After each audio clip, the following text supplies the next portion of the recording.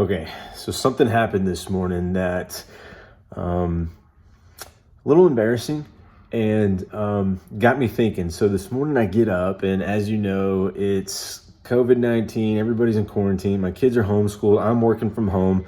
And today's one of the few days that my wife is actually allowed to go into work. And so today, man, homeschooling, working from home, taking care of the house, all that is on me. So I get up this morning, and before the kids get up and we have to start their schooling and everything, I decide that I'm going to make their breakfast.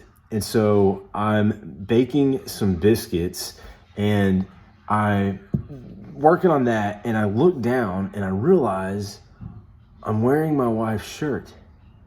Now listen, in my defense, it was a youth group shirt, okay? So technically it's not like a girl shirt.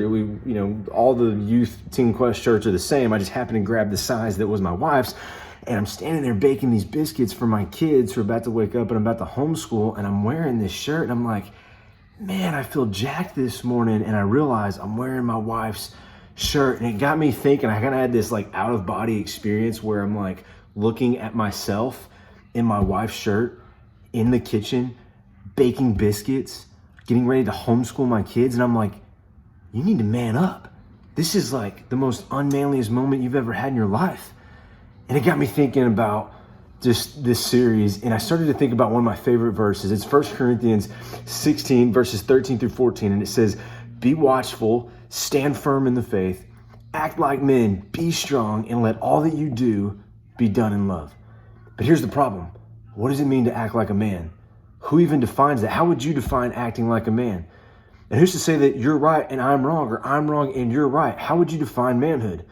Who defines that? Does culture define it? Do we say, okay, it's the one who has the most success or the best physical attributes or the most, achievements, the most women? What does it mean? What does it mean to act like a man? Who's a real man? See, and here's the problem. I think culture does very little to help us out.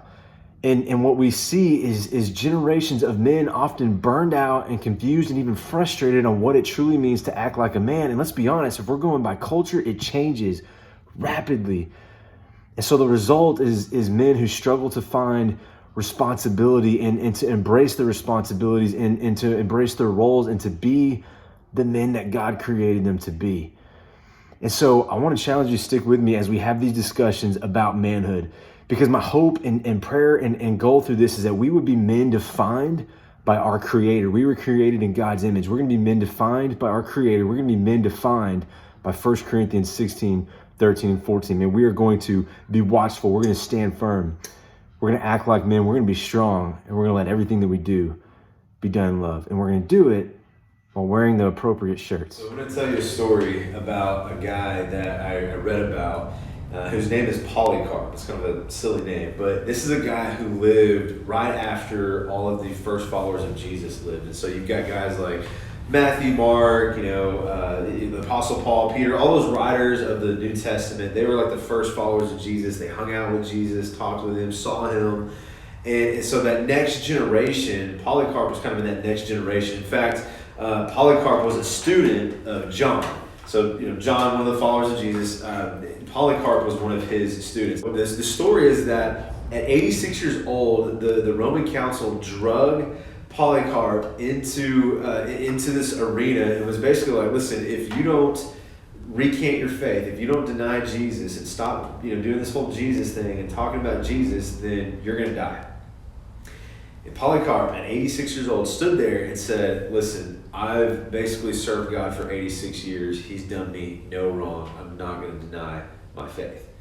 And so they ordered him put to death. And so the crowd's chanting to release the lions. But actually they decide, we're going to actually burn him alive instead. So they tie him up to this big post. They put a bunch of sticks around him. They get ready to light him on fire. And Polycarp hears this voice from heaven say, Polycarp, be strong, play the man, be a man. And so they light the pier on fire. And much like the story of Shadrach, Meshach, and Abednego, the fire grows and burns, and it burns up everything, but it doesn't touch Polycarp's body. And the crowd is just amazed, and then they get real silent, and they can hear Polycarp praying. And you know what he's praying?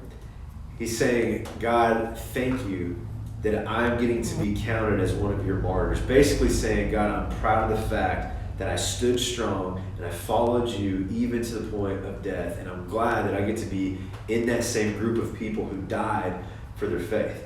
And so the Roman guards and everything are watching this, and they realize he's not dying, he's not burning up. And so one of the Roman soldiers takes his sword, sticks it through the flames, and finally kills Polycarp. Now, here's the thing. Polycarp did what that voice from heaven said. He told him, hey, be strong, be a man. And Polycarp did that, man. He stood in the face of death. He was fearless. And I think we would all agree, Polycarp was one tough dude. I mean, that's a man. And so that's what I want to talk to you guys about tonight is being tough. What I want to argue is it's not so much physical toughness. There's this other level of toughness that I want to talk about that I think is actually harder to attain than physical toughness. I call it tough love. And here's why I call it that. Because as men, we're often, brought up to hide our emotions, suppress our feelings, and not show that. So when we hear the word love, we associate that with feelings and emotion and even feminine. And so when we think about love or showing love, we typically reject that. But there's a bigger problem with that. And the problem is that love is not a feeling. Love is not an emotion. Love is a choice. And so when we look at the greatest act of love ever, and that's Jesus marching to the cross and taking the weight of the sins of the world, he chose to do that. There's a part right before Jesus goes and is nailed to the cross where he's praying to his Father. He's praying to God the Father, and he says, God, listen, if there's any other way that we can rescue humanity, if there's any other way that we can bring salvation, let's go with that, because I don't feel like doing this. Jesus did not feel like dying on the cross. But ultimately, Jesus said, but God, I want to choose your will. I want to choose to do what you say. And so ultimately, Jesus chose to go to the cross. And that is just the most selfless act of love. And that's a choice. Love is an action. Love is sacrifice. And so I think part of being a man that most of us miss if we're not careful, if we don't talk about it, is this tough love. Guys, it's not easy to love people that don't deserve it. I'm going to tell you something, and listen, I'm going to share something with you. You don't have to tell your mom this, okay? You got to have my back. This is bro code, okay? But I don't always feel like loving your mom. One of these days, you guys are going to be married. One of these days, you're going to be married, and there's going to be a moment where you don't feel like showing her love, and there's probably going to be more times than not that she doesn't want to love you, but you choose to. You choose to do it anyway, because love's not a feeling. Love is a choice. So here's the thing. I want us to change the way that we view love, because part of being a man is showing tough love. It's loving even when it's tough. It's sacrificial love. It's action. It's 1 Corinthians 16 verses 13 and 14. Man, be watchful. Stand guard. Stand firm in the faith. Act like men. Be strong, and let everything that you do be done in love. So here's the challenge for us to be real men, and that's to this week. Who's that person that you can show love to even when they don't deserve it? Who's that person that you can have a sacrificial love for even when it's tough for you? That's tough love. And so guys, it's time to toughen up. Let's be men, and we'll talk to you later.